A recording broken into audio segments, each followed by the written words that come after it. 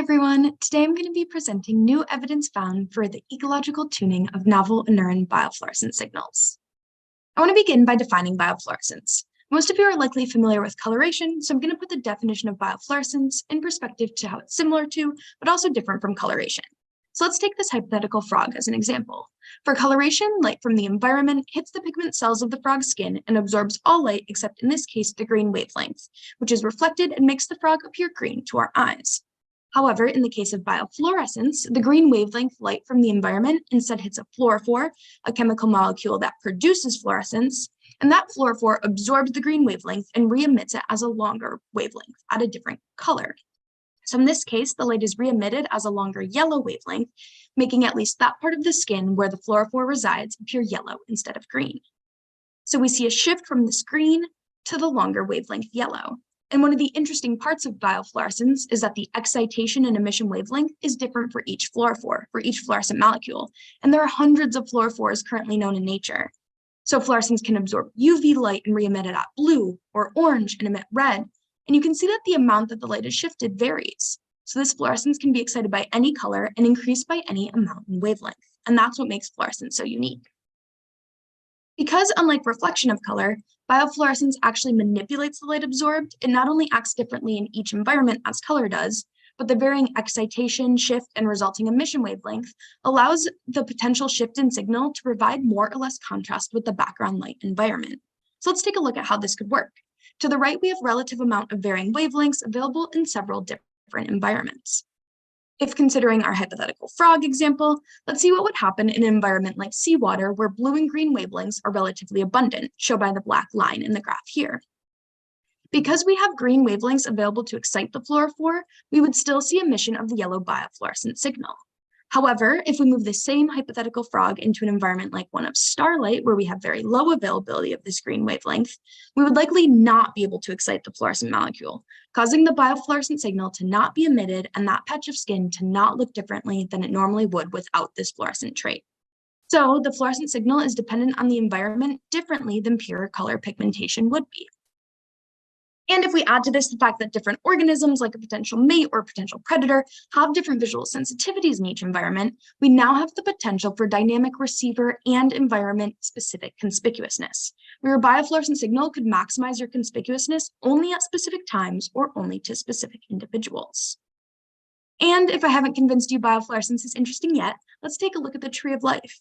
We see great diversity in fluorescence presence and coloration, and we see examples of this trait function in everything from mate choice in jumping spiders, to camouflage of reef fishes with their environment, to attraction of pollinators to the flower pollen location. So we see the presence of significant biofluorescent signals across the tree of life, but this trait was only recently discovered in frogs.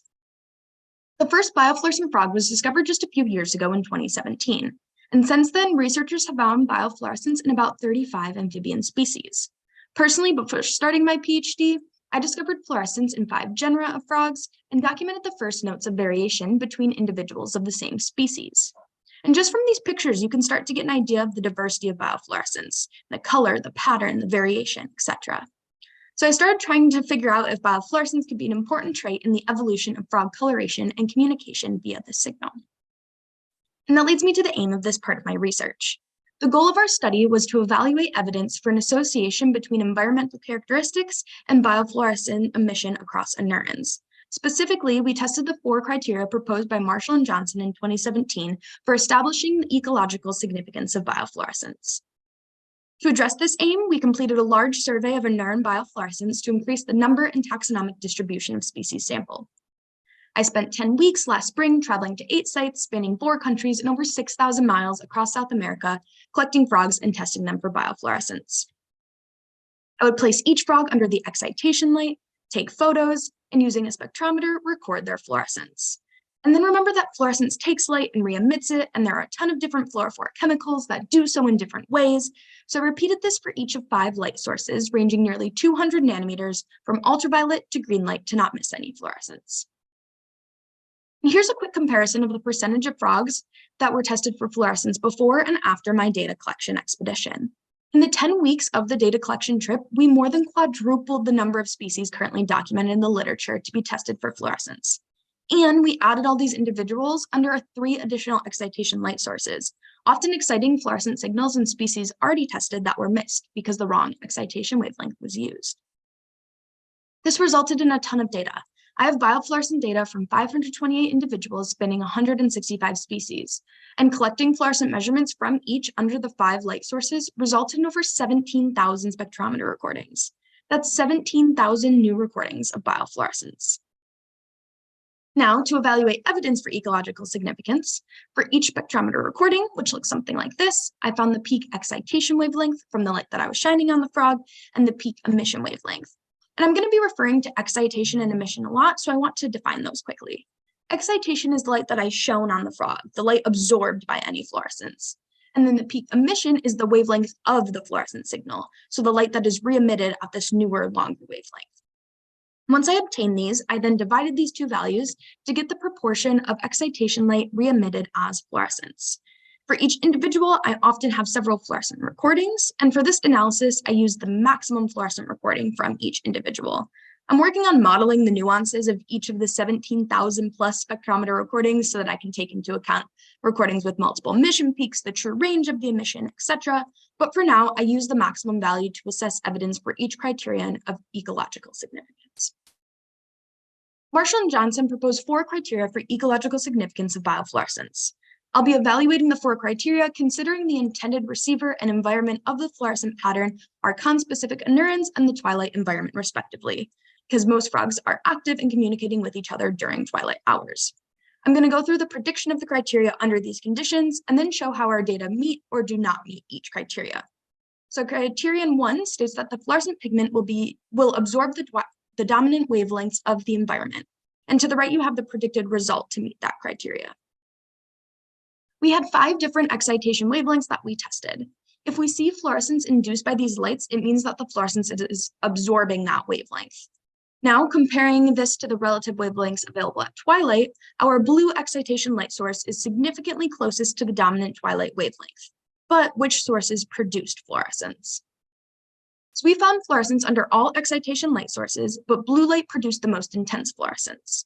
On the x-axis here is the light source, and then on the y-axis is that percent of light re-emitted as fluorescence. And each point represents the maximum fluorescence from one individual. The fluorescent emission produced by blue excitation light was significantly greater than the fluorescence produced by any other light source. So the excitation light source closest to the dominant wavelengths of twilight also produced the most fluorescence. Now, before we move on to the next criterion, I want to explore the emission from that blue light-induced fluorescence a little further. We have the wavelength absorbed, but where is it re-emitted to? There were 2 dominant peaks in the emission of blue light-induced fluorescence. On the x-axis, here's the emission wavelength, and on the y-axis is that percent of light emitted as biofluorescence, and then each point is colored by the number of individuals of the 500 plus tested that had their peak fluorescent emission under blue light at that wavelength and intensity. So we have a green emission peak and an orange emission peak. And I'm going to analyze both of these during the next criteria. Criterion 2 states that the fluorescence will be viewed against a contrasting background. And we have the predicted result to the right, where frog biofluorescence should be re-emitted at the wavelengths least available in the twilight environment to produce the most contrast with the background. So let's assess each of those emission peaks against this. I'm going to start with the green peak. So I plotted the 192 individuals with the green peak emission on the twilight spectra, and then found the test statistic, the average value of twilight radiance at those emission wavelengths. I then did a randomization test where I took a sample of the same size and randomly selected a wavelength between 400 and 700 nanometers, and then calculated the new test statistic for that wavelength, for those wavelengths. I then repeated this for 10,000 samples and compared the test statistics in the randomization distribution to the observed test statistic. And we found that the green peak matches the contrasting wavelengths of the environment better than expected by chance. Repeating this for the orange peak, we get a similar result. Both emission peaks produced by blue excitation light match the least dominant wavelengths of light in the twilight environment better than random. Now, criterion 3 states organisms viewing the fluorescence will have spectral sensitivity in the fluorescent emission range. Rods help organisms see in dim light, and cones help them see in bright light. And in the amphibian visual system, again, considering a conspecific receiver, we have blue sensitive and green sensitive rods, where green sensitive rods cover about 60% of the retinal area, and blue rods only cover about 8%. So because there are more green-sensitive rods, and rods help organisms see in dim light, which is when frogs are very active, specifically when they're mating, we would expect emitted light at the peak sensitivity of the green-sensitive rod to provide the most visual output for an intended frog receiver.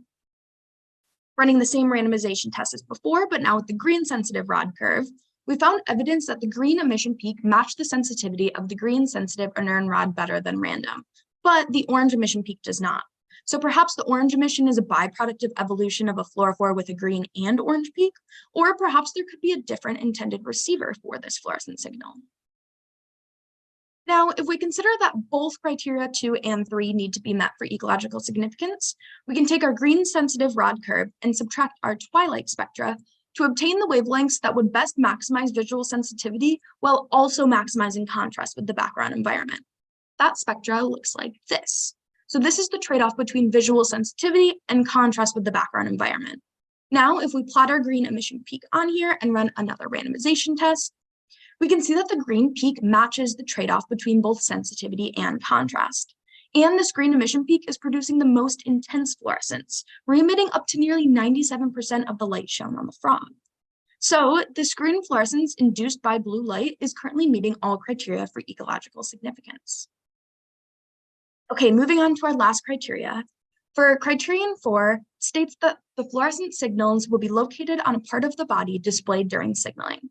Again, considering intraspecific communication, we would expect frog biofluorescence to be located on areas of the body often utilized in that communication. Of those individuals that had their maximum fluorescent recording under the blue excitation light, here's the distribution of body locations from which that recording came. The largest percentages of fluorescence came from the ventral, throat, and dorsal areas, and this matches some of those most dominant body locations utilized in intraspecific signaling. Additionally, you can see some of the diversity in the patterns we found. Notably, ventral biofluorescence often showed both green and orange emission, so both of those emission peaks can be present in one individual.